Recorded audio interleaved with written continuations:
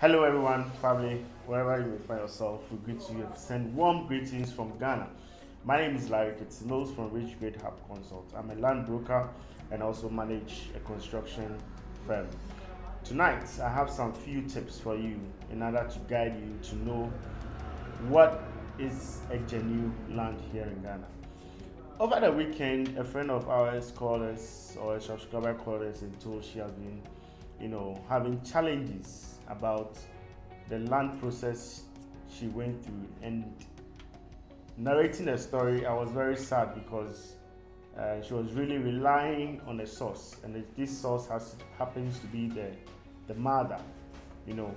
So when I heard that, meanwhile, this same mother, the same person who sold the land for her, is also building for her. So the trust has been established.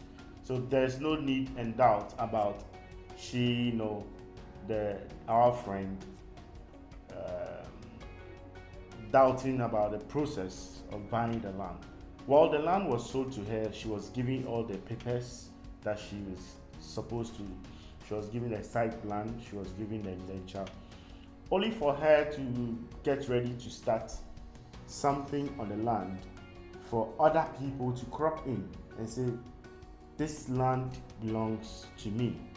Now the issue is still at court, and it's very sad. She has spent more than thousands of CDs in order to get this plot, and lo and behold, the seller who gave her the land is willing to relocate her to another far place, even not developed area, as she anticipated not to be so. It's very sad, they make an offer to you and you see what you are being sold for. Then later you go and see you being given another place far away from what is not even in the same community but far away. That's not fair. So in this video, we're going to talk about the tips you need to know before you start, making the purchase or know how to buy this genuine land.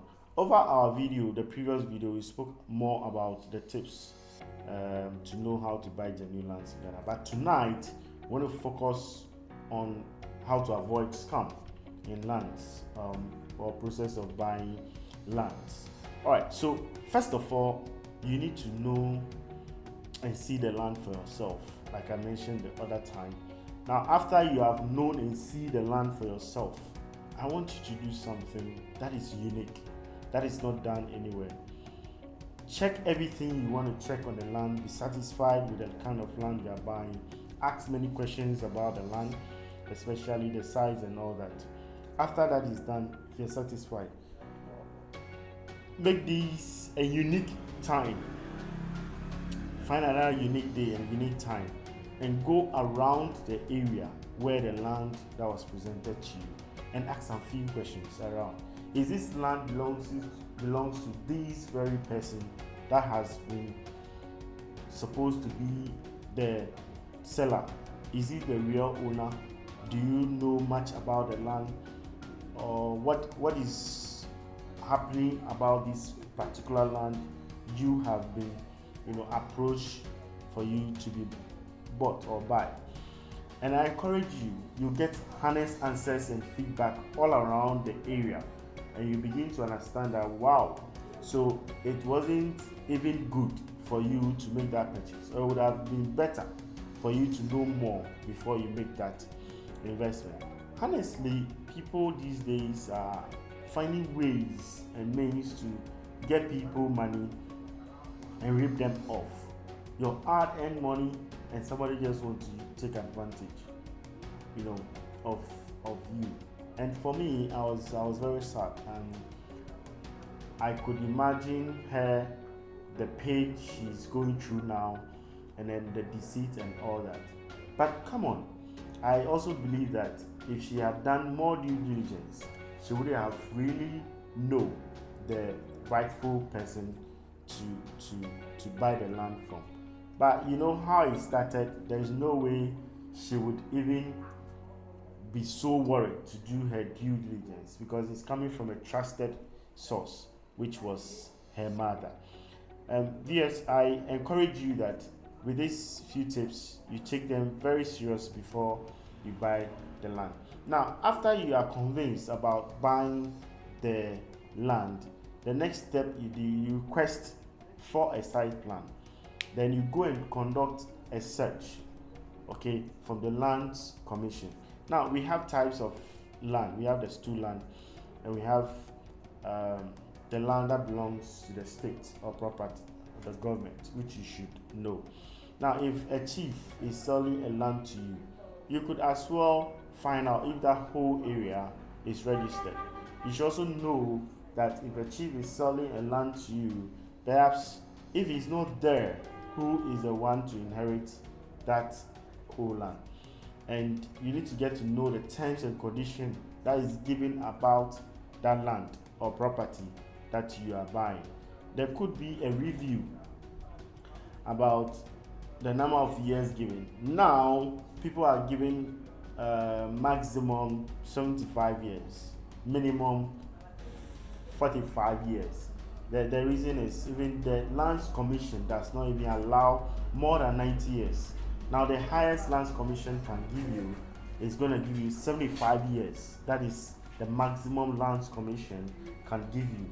So if you are buying a land from chief, and you should know the terms and conditions given. If it's not more than 50 years, then you should be able to find out. And after that 50 years, the question is what happens to the property? It's subject to review. So that should be a part of the contract, or that should be part of the indenture. If it's not subject to review, I don't suggest you go in for such property, because at the end of the day, it means that after that number of years whereby you're not there, or I'm not there, or whoever is supposed to be given the next property, what it means is that he's going to lose that property. And I don't think that is something anybody would want to invest in. You should also know that when it comes to government land, it's not a good idea to buy a land that belongs to the government, because the government purchases these properties or lands in order to do a project. Perhaps they've gone to an agreement with the chiefs or with whoever had that land for a number of years. After that number of years, if they wish not to continue, they reverse back the land to the ones or the person they bought the land from. So you should know all these things. And if you and I purchase a government land, what it means is that they are subject to come and demolish whatever property which you and I have invested, or you may have invested in. And that could be a loss. That could be a very big loss to whatever you have invested in. I would encourage you that you do your due diligence. You go to the Lands Commission, search, and make sure you have a correct feedback from the Land Commission. They're going to give you a written document, well endorsed, telling you the state whether the land belongs to a government or whether the land belongs to the person who is selling for you. You shouldn't rush in buying these things, because when it comes to land, you and I can avoid a lot of litigations. And it starts right from what I have mentioned. If you're able to do that, you can avoid a lot of challenges in the future. People are ready to take your money. For whatever reason they have, I may not know. But I do know that people are ready to sell one land to 2 or 3 people at the same time. And the reason being that you might not have done your due diligence.